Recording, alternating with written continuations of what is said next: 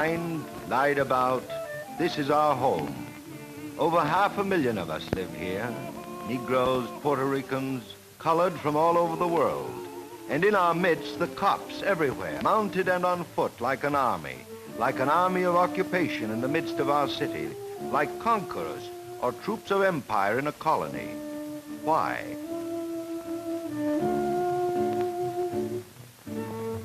Why are there more here than anywhere in New York, than anywhere in America? Why?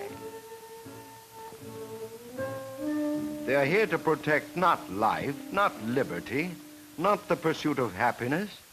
No, they are here to protect a $6 billion investment in bad housing, in slums. $6 billion invested by banks in a Jim Crow ghetto.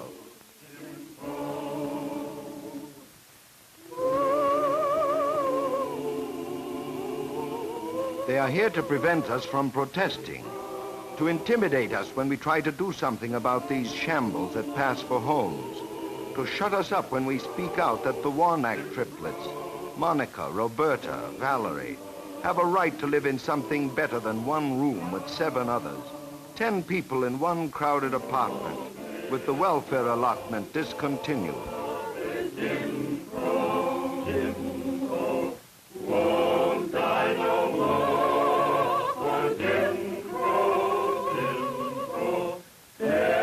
The cops want to force us meekly to accept 5 in a bed, 10 in a room, a TB rate 7 times that of whites.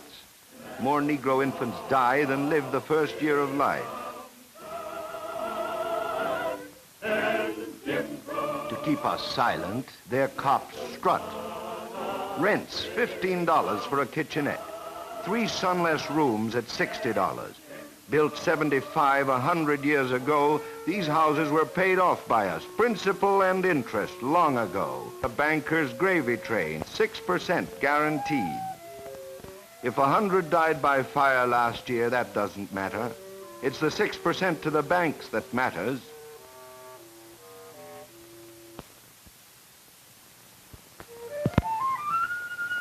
And when they build new homes, banks, the Rockefellers in their metropolitan life, to make sure it will not disturb the sacred 6%, the sacred $6 billion invested in Jim Crow slums, they keep us out. This is their studied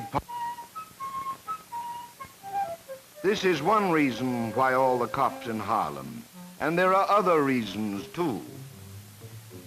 They try to make us swallow other things. Ungraded meat sold at prices higher than grade A meat downtown. The cast-off food, the rotten food, unsellable elsewhere is dumped for us. A 75-cent meal downtown is 95 cents uptown. To keep us quiet about this robbery, their boys in blue tell us, don't stand here, break it up, move along. We are the reservoir of cheap labor. They keep us unemployed to drive wages down. Last to be hired, first to be fired. Menial jobs only, porter, domestic work, stevedores to unload asphalt.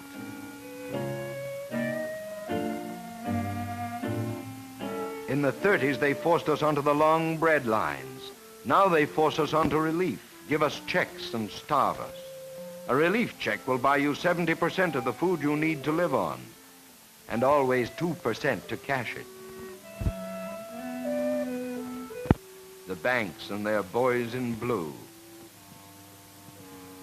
It's not safe for you here, ma'am. They try to make the world believe that lie.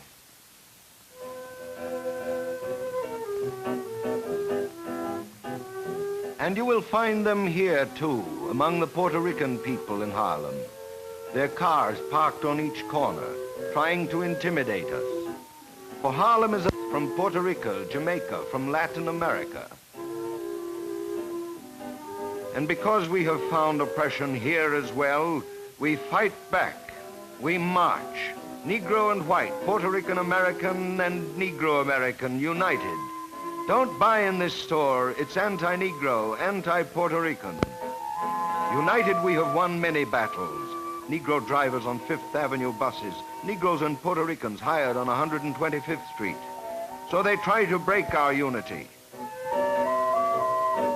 The cops watch our picket lines and ride their horses specially trained for anti-picket duty.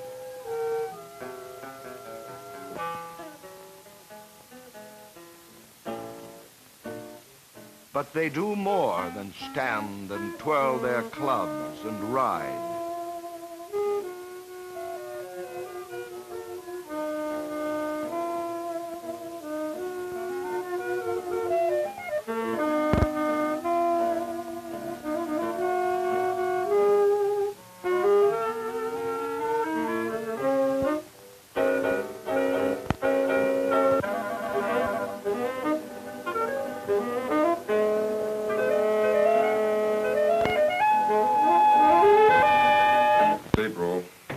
Bernice Barber was in the neighborhood of 122nd Street and Lexington Avenue. He had apparently been robbed. He was running away from his attackers and ran into a delicatessen store on 122nd Street in Lexington. He had no shoes on, his hat had been lost, and other articles of clothing had been removed. Two cops drove by in a squad car, and they saw Mr. Barber running into the store. Without asking any questions whatsoever, they jumped out of their squad car, opened fire on Mr. Barber with a volley of 15 shots, 6 of which hit him and killed him instantly in the store. Mrs. Stroud, Mr. Barber was your nephew. Would you tell us how you feel about this brutal killing? Well, he was a hard-working boy. He sent money down south to his family to support his mother.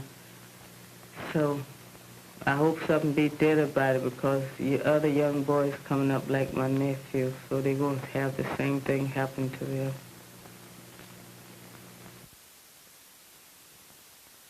The widow and children of Richard T. Brown, murdered by a cop. My name is Joseph Bogman. On July the 20th at 6:30 p.m., I was sitting on an ice door. And this ice man says to me, he said, "You can't sit there. You have to move." So I didn't move fast enough, so he pushed me. I said, "Don't push me, fella." And he stuck me with an ice pick. Then me and him got into a fight, and I knocked him out. And I was standing on the curb, and a cop came up and hit me.